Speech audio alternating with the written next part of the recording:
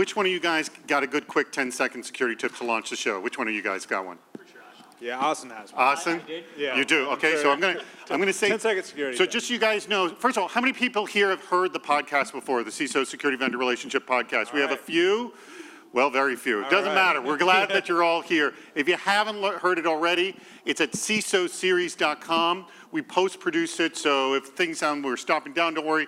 In the post-production, it will all sound nice and seamless.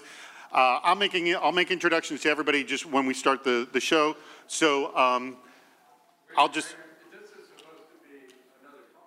Wow, they switched rooms. You're in the wrong room. They swapped rooms. All right. Everybody's out. Everybody we're going to lose half the audience. We can cut this part out. We're going to cut this part out. Oh my God, look how much the audience we lost. You should probably wait a minute to see how many people come from the other. Come from back in. All right. That's very optimistic of you. This is Send definitely people back ideal. in. Can we nail it down to like 4 of you? All right, everybody in the back, sit up front so it doesn't look as empty as it does right now. No, this is not video, right? Just No, audio. well, they are videotaping there is a it. video over there. Yeah, but I'm not posting that. I'm only posting the audio. All right, we're going to get, this podcast hasn't even started yet. Let's get this thing started. So I'm going to say to you, 10-second security tip. You give me a quick security tip, and then I'll begin the show, and I'll introduce everybody, and we'll get this sucker rolling, all right? All right, everybody ready? We're going to do this show right now. Okay. Ahsan or Ahsan? How do you? Ahsan. Ahsan. Both ways I got it wrong. Ahsan, give us your 10-second security tip. Get a password manager and enable two-factor authentication on everything. Simple as that. All right, let's begin. Welcome to the CISO Security Vendor Relationship Podcast. My name is David Spark. I am the founder of Spark Media Solutions. With me as my co-host, the man in the middle over there, that is Mike Johnson. He is the CISO of Lyft. And Mike, this is our first live recording in front of an actual audience, and we've never done this before. Yeah, this is really interesting. I'm curious to see how this goes. We're going to see how it goes in just a second. It's already been educational. It will be educational. So we're at Silicon Valley Code Camp is the event that we're at right now. And that is a weekend-long event of developer training. And the new site, by the way, for the CISO Security Vendor Relationship Series and podcast is CISOseries.com. Let me introduce our two guests. Normally we only have one, but since this is a supersized episode, we have two guests. And to my right is Ahsan Mir. Did I screwed it up again? Oh, it's all good. Hold it. How to pronounce it again for me? It's Ahsan. Ahsan Mir. All right. Remember to speak in the microphone. He is the CISO of Autodesk. And on the far right over here is Geoff Belknap, who is the CISO of Slack. Guys, thank you both for being here. Yeah, thanks for having us. Yes, thank you for having us. All right. Let us begin the very first segment. What's a CISO to do? Is security an IT problem or not? So Barak Engel, who is the CISO of Amplitude Analytics and a founder of Immune and author of Why CISOs Fail, says most organization heads believe that security is an IT problem. But he emphatically argues it is not an IT problem. Quote, internal and behavioral threats can be far more devastating than external ones and may materialize in many ways, such as social engineering and inadvertent leaks, bribery, employee disgruntlement, and even a simple lack of interest in security because it is an IT problem. First, I'm going to start with you, Mike. Do you agree with Engel's statement? And if so, how do you lead your staff to company to think differently? So first of all, I think what he's trying to get at is saying that it's not just a technology problem, which I agree with. I also disagree with this constant reframing of IT as the only place where technology lies in an organization. I think that sells engineering-centric companies really short. So that's really, I kind of have issues on both sides. But really, from a technology perspective, a lot of the problems, a lot of the security issues within a company can be solved with technology, but some of them cannot be. And so what I think he's really trying to get at is, when we're talking people, processes, and technology, what I think he's trying to say is it really is all three. All right. So, and we're hearing on this mic right now? This is good? Okay. So, Ahsan, Do you agree that this is a technology problem or not a technology problem or a combination of the two? I think it's a combination of two, just like Mike said. But it also depends whether it should report into IT or not. Part of the question where he says is whether it should report into IT. And it depends. I spend a lot of time with our legal team, and they start with answering every question by saying it depends. So you get used to using that. What I've seen is that security is a risk management function with value generation through trust, through other areas thrown in, security assurance being one of that. And it often is seen as something that can generate real value, drive sales in most organizations, now especially with most of the SaaS organizations. And if that realization is not there, that security is a value generation function, then you have problems, and you'll see that it will report into IT. IT is usually driven by one thing, that is cost reduction, and usually that results in conflict of interest in some cases where you're driving decisions that will result in least amount of spend, and that does not always align with the security objectives. But I've seen examples where reporting into IT does work, especially where the company is starting to build a security practice, and a strong partnership with IT actually helps drive that investment. And in those cases, it does work. So it depends. For me, I would end at saying it All right, depends. so Geoff, I'm going to assume you have a mixed agreement here with this statement. Yeah. Okay, but do you try to lead people into not thinking that it's only an IT problem? And if you do, how do you do that? I think it's really important to think about where the awareness of this problem came from. So when we started thinking about security as a thing, information security and more technical security as it exists today, it came out of the growth of these technological advancements that have sort of moved business forward. So it sort of makes sense that in people's minds, this is strongly associated with IT and sort of the growth out of the IT sector. But I think the reality is it very much has become a part of your business success and your business strategy and something key to the growth of the business. So now it's about sort of level setting that and letting people understand that security is not an IT discipline, it's a business discipline, it's an engineering discipline. It's something that needs to be part of your culture and part of your sort of growth and success strategy. And I think how many people within the organization truly believe that, though? I think, honestly, I think we're in a lucky time where that is increasing with every day. So I think now, I've worked with several GCs or general counsels, and I work with a guy now who's definitely done this job for a long time, and he is absolutely well aware of how this plays into his business and sort of how he thinks about the business growth. So I think it's getting better, but certainly is still a problem. And I think it's certainly something, I'll say, propagated by some of the vendor pitches here and some of the marketing thought. Certainly, a lot of organizations still have security tightly aligned to IT, and that's problematic. And because the purchasing relationship is there, that's a lot of the marketing gets created there. And I think we're in a unique industry sector where a lot of the marketing drives the actual, air quotes, news about security. And it is something that we have to fight and sort of make sure we're holding this ground, or at least giving ground grudgingly, that people understand that it's not solely an IT problem. All right, let's move on to the next segment. Why is everyone talking about this now? This is related to what we were just talking about. Jason Clark of Netscope proposed 5 reasons he believes CISOs fail.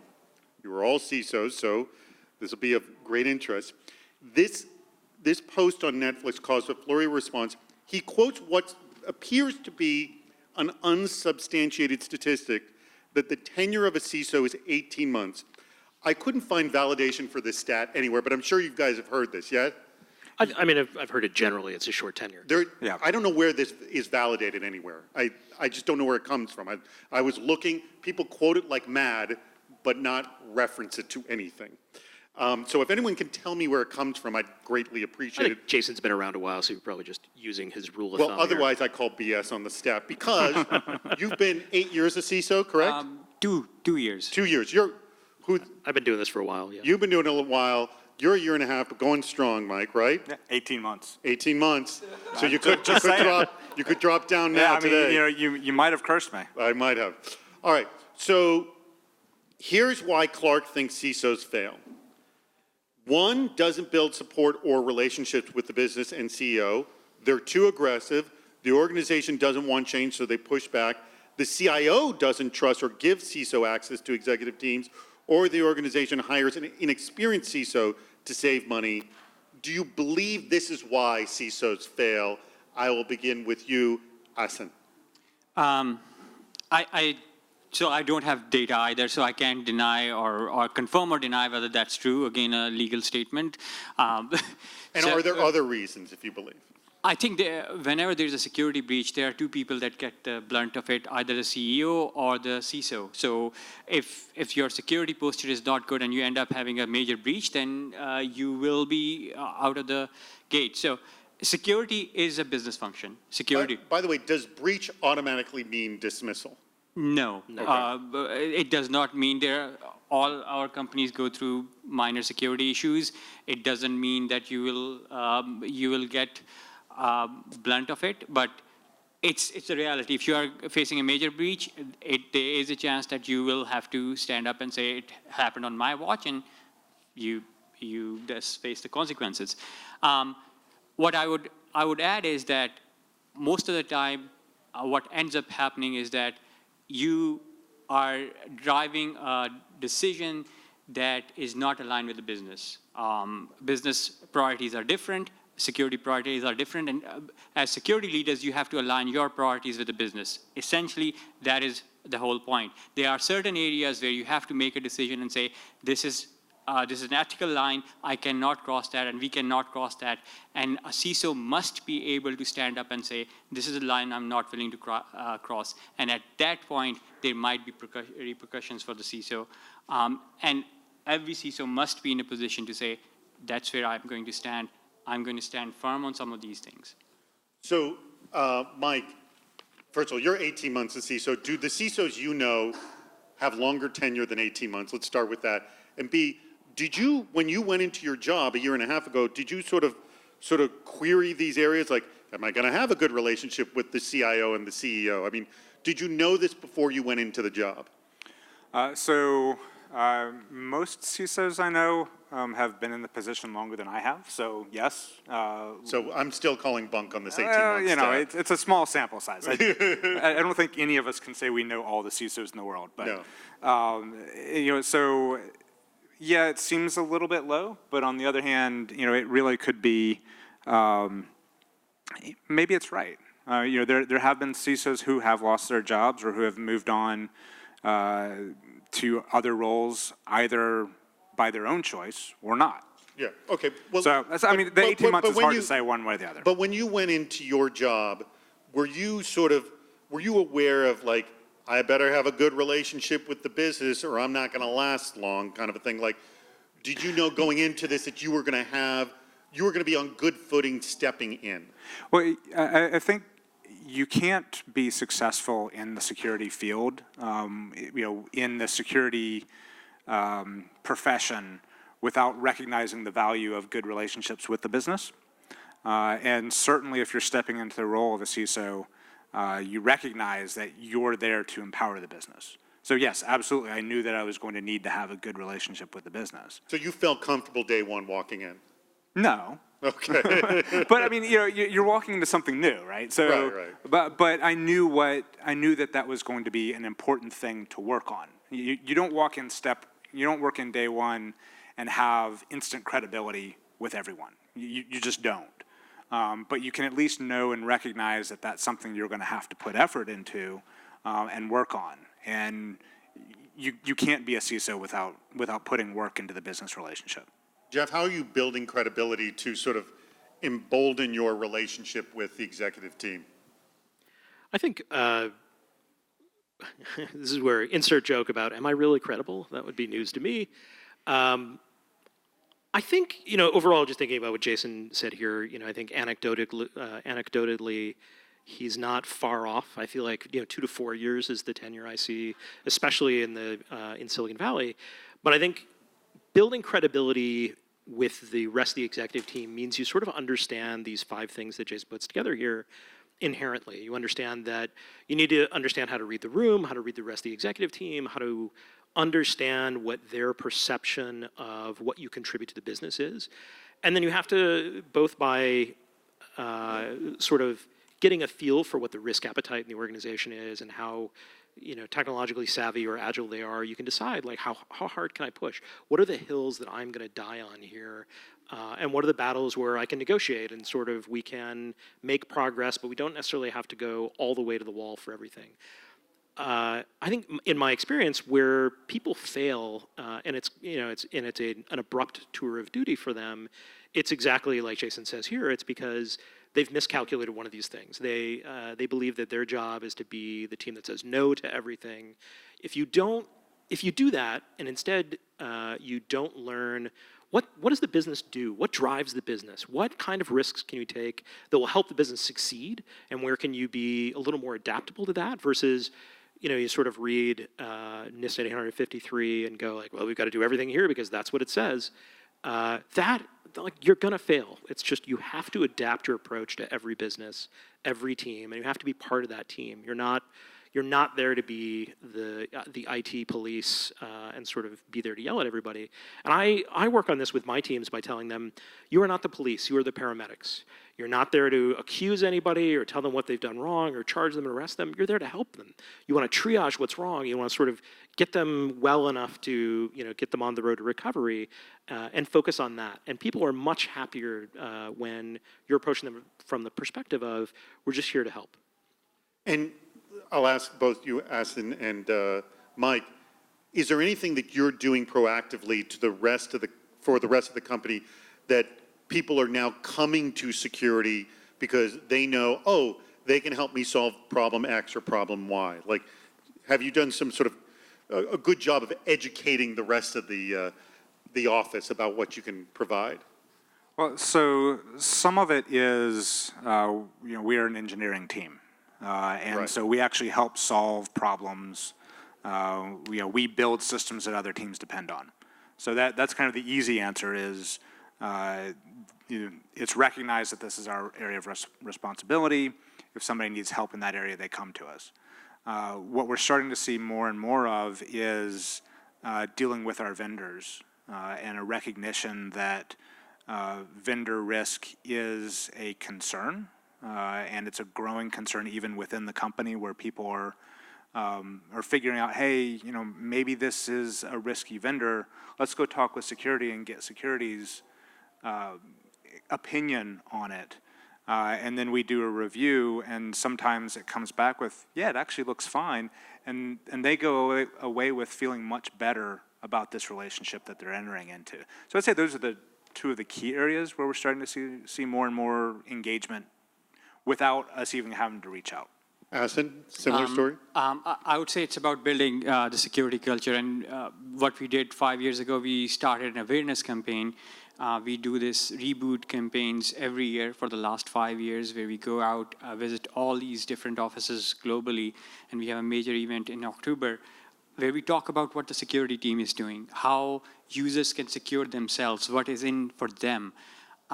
And that has paid dividend over the last 5 years. It's a slow process, but essentially what you're doing is making security their responsibility.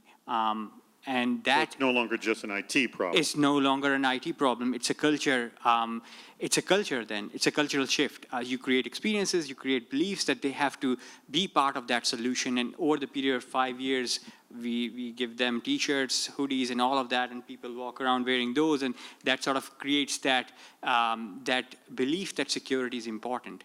And one of the things we do is the T-shirt says security is important. So it's subconsciously built in their mind that it's one of those functions. What I would also add is that users will make mistakes, regardless of how much training you give them, whatever capabilities and and technology you provide them, they will make mistakes. That's where the security team comes in. Security team's responsibility, and there is ample data there that users will make mistakes. I'll come out and say there are no stupid users, just not non-empathetic security professionals. So what if your threat model does not take into account the failure of a human, then your security model is it's a bad security model. So our security team is responsible for figuring out what would fail, how it would fail, and assume failure at every step and build security systems accordingly. And that includes building the security culture. I will stop at that. All right, so let's move on to the next segment, and that's Ask a CISO. So I wrote an article for Dark Reading a while ago about what games teach us about security or how to think like a security person.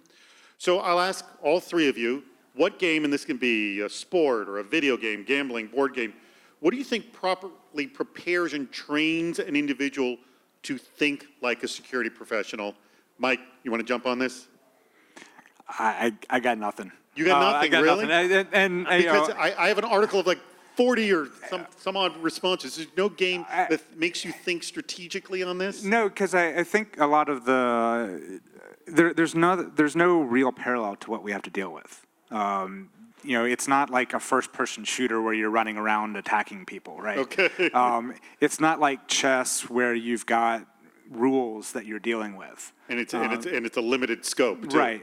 There's not really, and it's not football.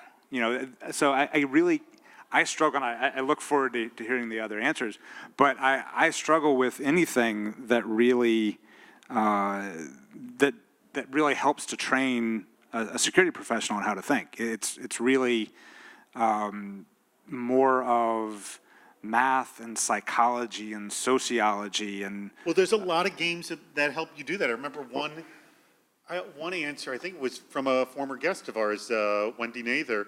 There was a game that she liked, and I'm going to apologize if I'm quoting her wrong, and it was somebody else, but someone figured out how to cheat in the game itself, and she felt that was a great way to learn about security, to be able to essentially go do an end around on a game. But let me start with you, Geoff. Do you have a game that you think helps someone, prepares them, trains them for security? I feel, similarly, it's really tough. Security is not a zero-sum game. There's no win scenario here. So I feel like if I think about the actual games where I feel the same way, I think about like Monopoly and Risk, where nobody finishes a game of Monopoly. And everyone, same thing with Risk, like nobody starts a game of Risk. But if they do, nobody finishes it at one sitting. And I think both games, you fail a lot, you make a lot of mistakes, you can sometimes come back from them. And they both, I'm a big fan of Wendy's, and I think she's right. To some extent, both games, especially Monopoly, which is banned at the Belknap household now, strictly because there's a loose set of rules, and certainly Monopoly is sort of an ironic game designed to make you hate playing the game. The capitalism is bad, which I don't necessarily agree with, but it encourages you to cheat or think creatively and to look for avenues to sort of get to wins faster. And I think in security, that is a thing that we like to encourage. We want you to think about like, hey, there's no one right way to play this, right? There are ways to cheat in terms of using technology different ways, looking at different sources of data or telemetry to sort of get an advantage. I think, generally I look at anything where you can fail frequently and learn from that, and then where you don't expect there to be a solid win condition helps you prepare for this. All right, Ahsan. So I was going to start with gambling because you might get lucky a few times, but eventually it will catch up with you. So security is like that. If you're the house always wins. Yeah, the house always wins. You will eventually get compromised.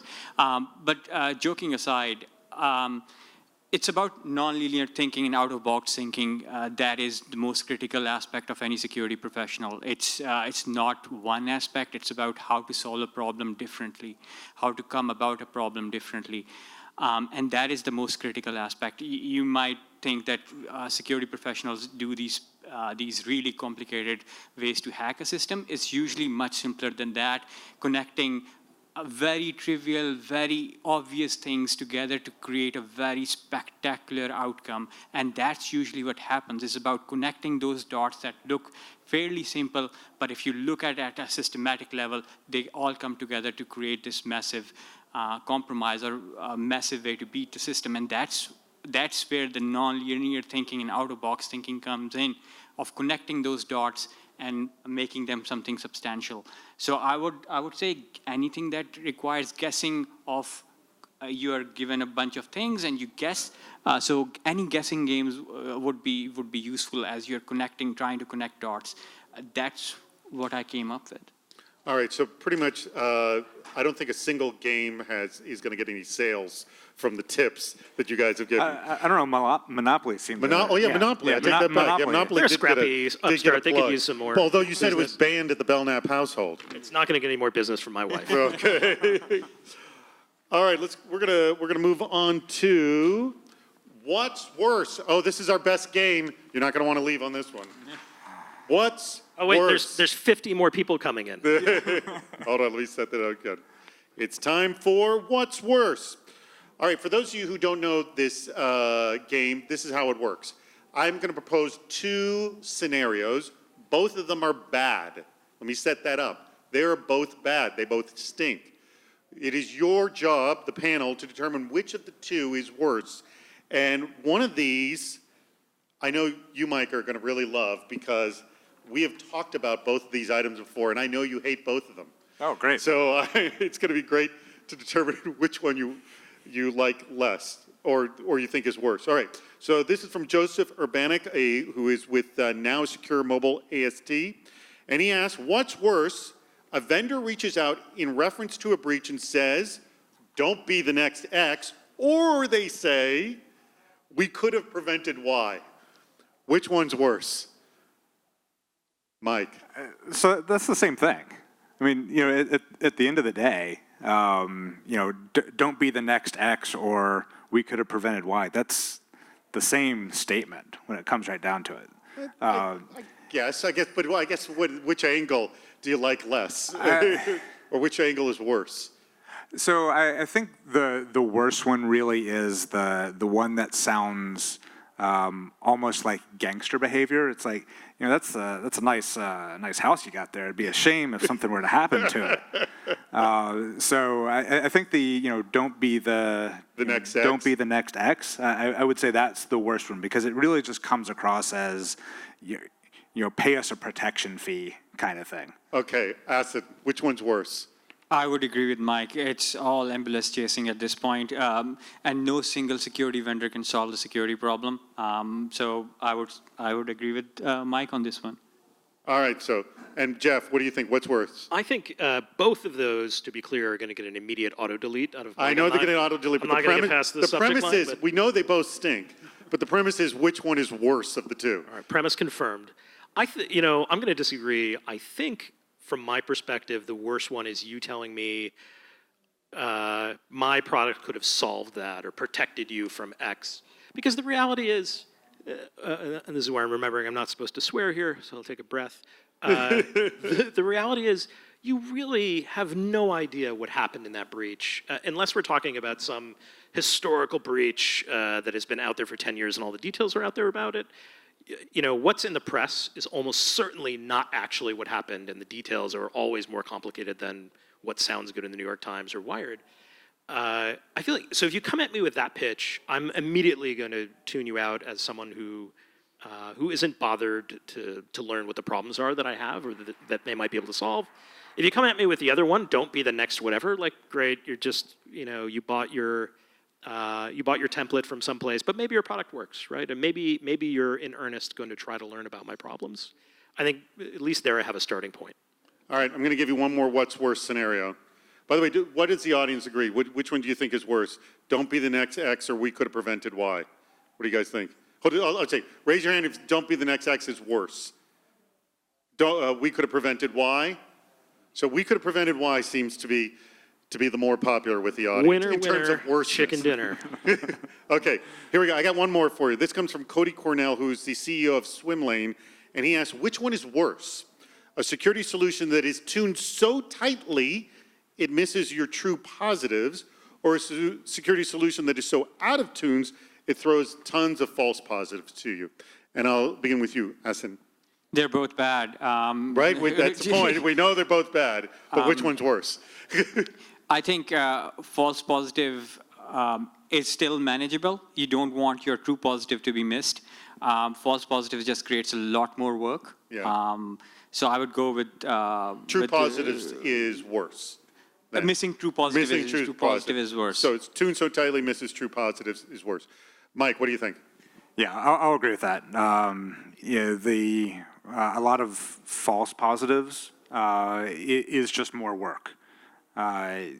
Sure, you can end up in a situation where maybe you start not paying so much attention to them, but I would rather have that situation than there being true positives happening, and I get no opportunity to. And you might as well not even have the security solution in place at that point. It's actually, there's no difference between tuning out all the true positives and just the power switch. All right, Geoff, where are you? Yeah, I'm exactly the same place. I'll take on more work if your solution's actually finding the bad stuff that I wanted to find. But if it's intentionally and very opinionated about not finding the good stuff, then that's no use to anybody. Who is our sponsor this week? All right, I want to give a shout out to the EFF, or the Electronic Frontier Foundation. For those of you who don't know about the EFF, they essentially fight for your digital privacy.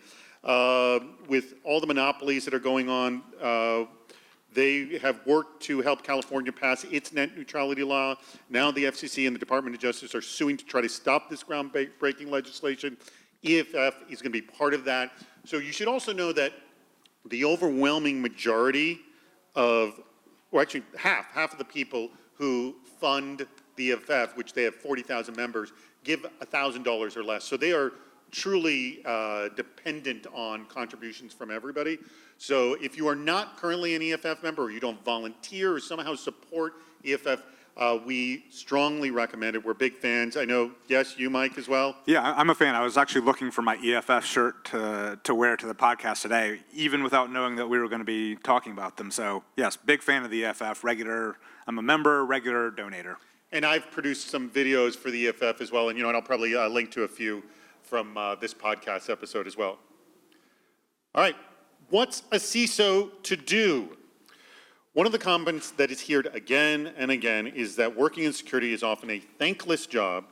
So how do you, all three of you, how do you make your team and the rest of the company aware how awesome your security staff is? Most importantly, how do you communicate the different services you can provide that the rest of the company may not be aware of? It's something we touched on earlier. So let's just start with you, Geoff. How do you communicate to the rest of the team at Slack that how awesome your security staff is, so the security staff does not feel that they're being neglected? I think that, I think feeling neglected is a natural state for people doing a good job in security, but it doesn't have to be. And certainly, it is a challenge to find a way to sort of continuously refill that bucket of feeling good about what you're doing and the impact you're having. The short answer is you have to, especially in this role as a leader, find a way to tie business wins, whether they be wins for the entire organization or just an engineering pillar or something like that. But you have to find a way to tie it back to the work that they're doing.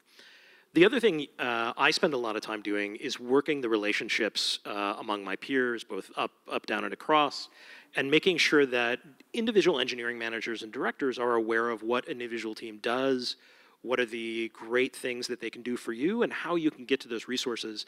And really, that becomes a self-fulfilling prophecy. When they know what services and resources are available, and they understand, and they have a good experience sort of coming to get those services, they're thrilled to come back and get them.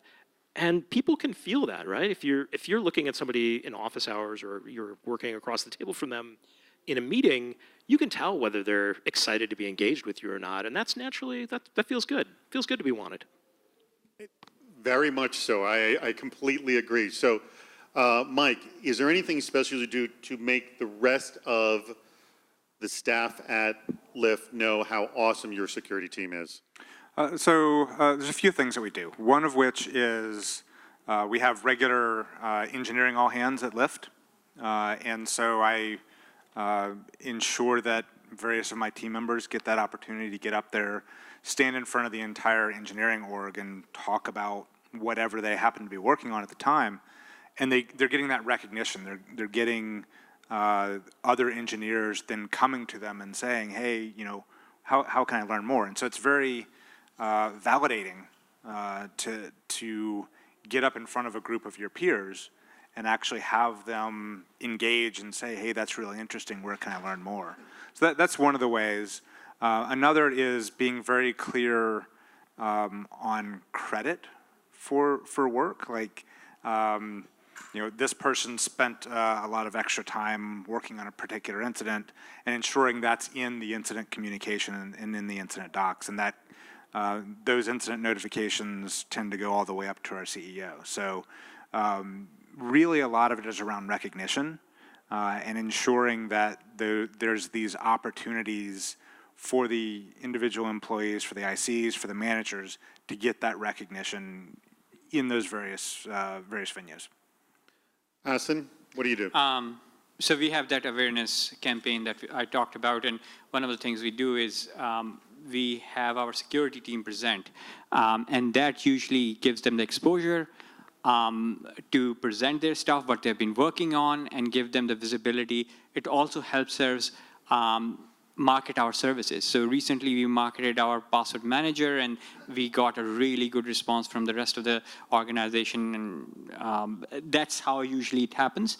Another thing is exactly what Mike said, appreciation of all the hard work that folks have done, either through executive leadership, or I would put some applause points for our folks. We have an applause system where someone does something outstanding or really extraordinary, and we acknowledge them, and there is some sort of financial component to that as well. So these are the things that we keep on repeating. We mention them in all hands if they have gone above and beyond. And these are the things we continue to do as part of our regular culture building, appreciation, making sure that they are acknowledged, that they are doing the good work. All right, and do you feel this is actually getting through to the rest of the company? I mean, have you noticed a significant change in how security is being treated? Well, certainly we see the usage of our tools, where we're launching a tool. You know, we have a system around our asset management, and other teams have the ability to use it, and they're using it. And so it's solving their problems. So we certainly noticed then, just through simple adoption. And we also notice, referring earlier to the vendor management piece, where people are coming to us earlier in the processes rather than, you know, right at the last minute. And so that's further acknowledgement to me that our message is getting out, and, you know, these are the things that we're here to help with. Geoff? Yeah, I think it's getting better. One of the things we focus on is sort of addressing the whole of the employee and making sure that we're engaging with them not just about how to make them safe at work, but it's safe in their personal life. And as an example, we partnered with IT to sort of offer, you know, a password manager that they could use privately as well as for work as well. And what I've seen is a lot of success getting the employees to engage with the security team and appreciate the security team when they see it's not just about calling them out about what they do at work, it's about protecting them no matter what they're doing. And I think overall, the mind shift, again, of instead of being, you know, the snitch on your shoulder, but being an actual partner, it really changes how people approach the team. Yeah, I think, you know, something that Geoff just said right there that I really want to emphasize is one of the single best things that you can do to really improve the way that your employees look at your security team is buy them a password manager for their home use. It's really that simple. It's a very easy thing to do. You pay a little bit of money, and then the employee really does get the feeling that you're actually trying to help them personally. You care about them. Ahsan, what have you noticed that this is actually working the way that you're communicating to the rest of the team and that you're getting adoption? Exactly what Mike and Geoff said. Giving them a tool that makes security easy for them, making security frictionless, what we have also seen really helps is presentation by FBI and Secret Service. They always have these really amazing presentations where they talk about the threat landscape, and that gets people motivated around more security, and that has helped us as well. And these sort of presentation we do across the globe. And once you start framing the problem and how it affects the user and how it affects you, it hits home. And that has paid dividend for us as people get more engaged with security tools. They reach out to us.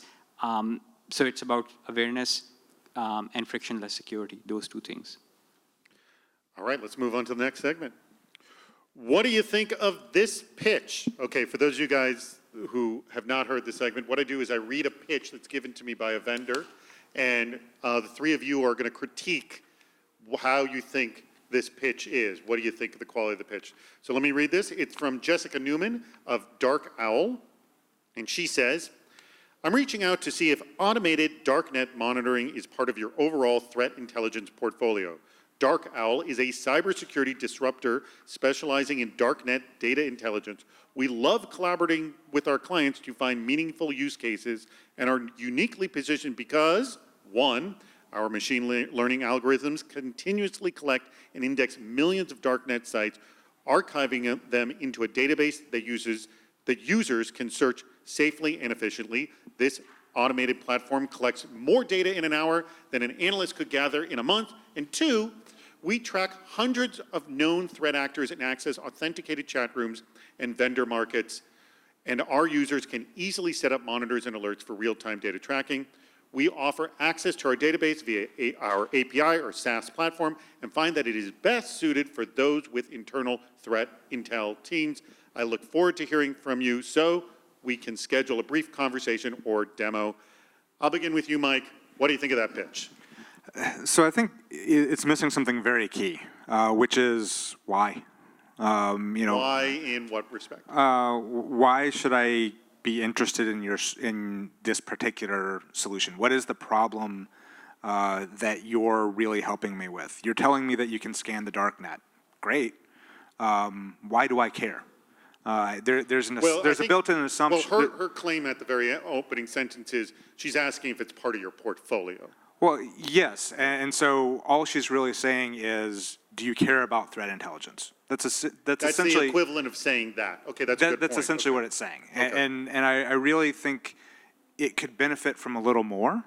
I happen to understand exactly what they're trying to do here, but part of that is because I have a background in threat intelligence, and so I think there's, if you're wanting to make this pitch broad, what you're missing here is the reason why you should care about darknet monitoring as part of your threat intelligence. That's the key thing that's missing to me. Ahsan, anything to add? I would second that. The business case is missing, but what I really liked was that it's useful if you have an internal threat team. They're not trying to sell you stuff that you can't consume. So I like that aspect because they actually have said that if you have a threat intel team, this tool might be useful for you, and that is extremely important. Most of the time, we see vendors coming in and say, hey, this will solve everything for you, but do you have the capacity to use it? And I particularly like that aspect that they have mentioned that.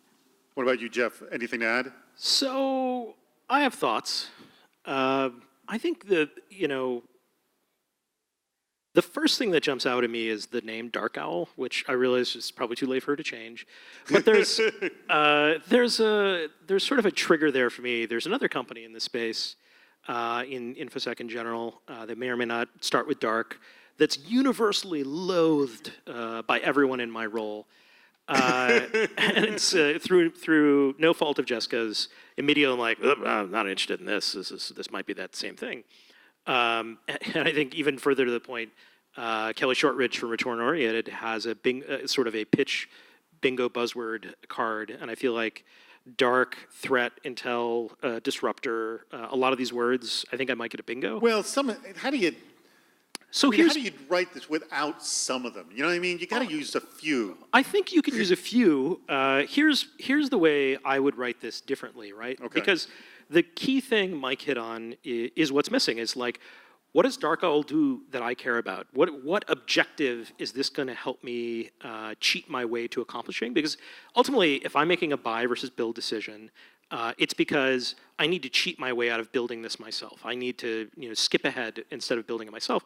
Because of course, we have these great Silicon Valley engineers and I can reinvent the wheel 1,000 times on my own. Not everybody can.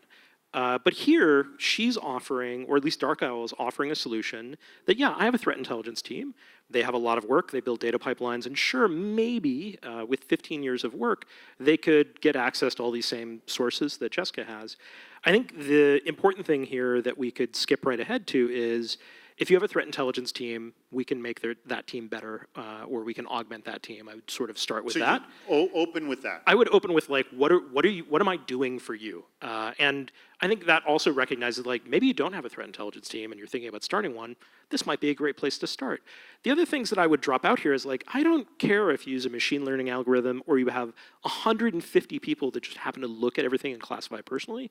I don't care if you're a disruptor because the thing I care about is not what position you have in the marketplace. Like, just like you don't go buy a car from the person who sells the most cars of all the people of that brand. You look at who's going to give you the best deal, who's going to find you the thing that you want the most. So I think there's a lot of extra descriptors in here that are just not useful, especially because I'm already turned off by the name and I have very little time. I'm not going to read this. I think you could skip right to. I don't think Jessica could do anything about the name. I agree, and but I believe turning. I think that the name is a done deal. Maybe I'm unfair, but I think you could cut right to, here's what I'm doing for you, here's what I can help. I can help augment your intel team and get you started quickly. And I think that would absolutely trigger a response if I have a threat intel team that needs to expand, or if I'm thinking about creating a threat intel team, boom, I'm going to make that call. So by the way, this is a common theme that we've heard from you, Mike, and now Geoff and Ahsan, is that the why do I care really has to come right out of the gate. Why should I care about this and avoid and you actually put a good translation because we've talked about it, how much you hate is security a concern of yours? One of those generic statements. But to ask if this is on your landscape, I understand it's just more of a, is this in your portfolio or are you going to be buying this within the next 6 months kind of a thing? I understand where she's coming from. But your fear is that it comes off a little bit like that, that do you care about security, right? Yeah, there's a little bit of a do you care about security in this, but I think Geoff really just frankly rewrote her pitch for her. Okay. She'll just transcribe it. Yeah, I mean, and as Geoff from Slack she'll says, send you a check. But really, moving towards the front, and Ahsan checked in on this as well, is we make your threat intelligence team better. And if you don't have a threat intelligence team, or if you're not actively working on improving your threat intelligence team, you just move on right there. And you've not wasted your time reading the rest of this. And here's something I also think is good about opening with something like that. Let's say you weren't interested in it. That is a line you'll remember even if you're not interested in it. And so if you talk to another CISO and he goes, well, I'm looking for some augmentation of my threat intelligence team. You go, oh, well, have you talked to this company? I don't know anything about them, but I got a pitch. I think that's a really important point that I can't stress enough. CISOs will remember, because we get frustrated, we'll remember the bad pitches. But the thing that we'll remember even more than that were the good pitches, the things where we didn't feel like we were being pitched, and where we were like, here's somebody, we got an email from these people, it didn't seem awful, and I know you're in this space, like, you should go call them. And CISOs, we do that all day long. Mike and I are in contact a lot, as with a lot of our peers, and not just in the Bay Area. Those ones really stick out to us. All right. Does anyone actually, I have more stuff here, but I realize that I should ask if anyone in the audience has a question. Does anyone have a question they want to ask? I can just go to stuff. Yes? No? I'll just go to all right. Let me go to one last question, and then we're going to wrap this sucker up. And I'm debating which one I'm going to close with here. We'll do this quickly. It's another, here we go. Ask a CISO. So Rachel Arnold of Secure Nation asks, when you're negotiating with a vendor, how do you know if you're getting a good deal? And do you think you're a tough negotiator at all? To begin with, I'll start with you, Geoff. How do you know if you're getting a good deal? I think by the time I've engaged with somebody, I know roughly what I want to pay or what the value this is going to be for me. So I try not to negotiate. I'm also the guy you don't want to sell a car to, because I'll come in and be like, great, I want to pay 1% over invoice. Call me when you're ready to sell it to me, or we can do this deal. I think reflecting back on, without naming any names, I'm negotiating for some security tooling right now, and we're doing it the same way. We're going, look, we've already sort of figured out what we want this to be within this price range. We're going to do as much work and partner with you and be a great part of this relationship, but we have to hit a number between here and here. And I don't want to talk about it if we're not going to hit that number. And I sort of feel like if I'm negotiating, I'm losing. If I'm putting this kind of effort into negotiating a deal, like I'm losing all the upside of having to buy this deal anyway. So I'd rather not do that. I'd rather just start the relationship off like, if you can do what you say you can do, it's worth this to me. And if we can meet in the middle here on the price, or if we can get to this price range, then I'm sold. Assuming it works. Ahsan, how do you know if you're getting a good deal, and do you think you're a good negotiator, or do you even bother negotiating? Different style from Geoff. Okay. Yes, I do negotiate, but it's also about fairness. I work with a lot of startups. We don't want to undercut them so they are not profitable. We do want to make sure if they're providing a good solution, they are making the money to be in this business long term. They're sustainable. So when we are looking for a deal, what we look for is this going to be a long-term partner? Are they providing us a value service? If they are, this is the price point we can offer. We negotiate what we can do for them, whether we can help them with their development, we can help them with their strategy, their roadmap, all of those things. But we also make sure that we are doing the right by our company and making sure that we are paying and getting the most value out of the investment the company is making. So it's a fine line that that we try to walk on. So I would say it would be different for us. We want to make the best effort to make sure the company is sustainable, our partner and a vendor is sustainable, but also that we are doing our best to get the best deal for our company. And Mike, you close it.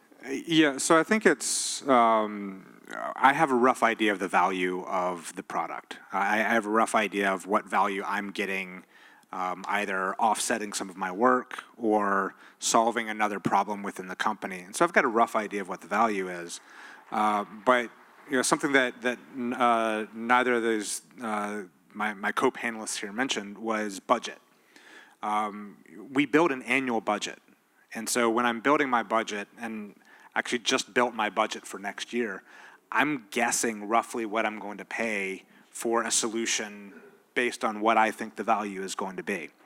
And so when it comes time for negotiation, it's really simple.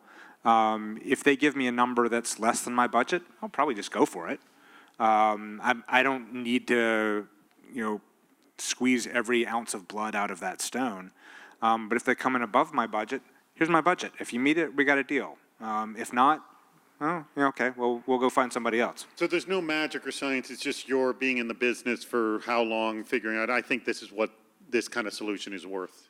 Yeah, and sometimes you're wrong, but the reality is, all three of us have been around for a while, and we've dealt with multiple vendors, and odds are we've bought something like what you're trying to sell us before, and we know how much we were charged before, and so that's kind of what we're going to expect to be paying next time around.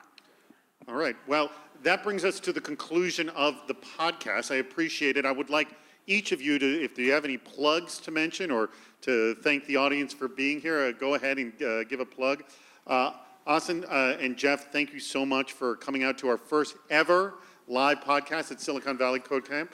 Ahsan, anything you want to mention, plug? Are you hiring, anything like that? I would say we are hiring, and I have a plug for EFF. I think we should all support EFF. All right, awesome. Geoff? We're hiring just like everybody else, but I'll put a slight plug in for the Southern Poverty Law Center. Go donate. Southern Poverty, explain what's the Southern Poverty Law Center. Southern Poverty Law Center is a group that fights extremist views online and hate groups. Oh, excellent, okay. And Mike, any plug? You can also thank our guests, as Oh, I do. Yeah, mostly I want to thank our guests and thank the audience for being here. This was a great experiment for us. hopefully no one who's listening on the podcast will realize all the issues that we had from the audio perspective, but No, that's why I hire a great audio editor that makes that all evaporate. but thank you for the audience for bearing with us in our first one of these. Thank you, Ahsan. Thank you, Geoff, for joining us. Great insights. Thank you for disagreeing and having some debate. This is great. Thank you for joining us. And I want to thank you, audience, for coming. As always, you can find this podcast and everything else on CISOseries.com. Thank you very much for joining us for the the CISO Security Vendor Relationship Podcast. You're welcome for not swearing.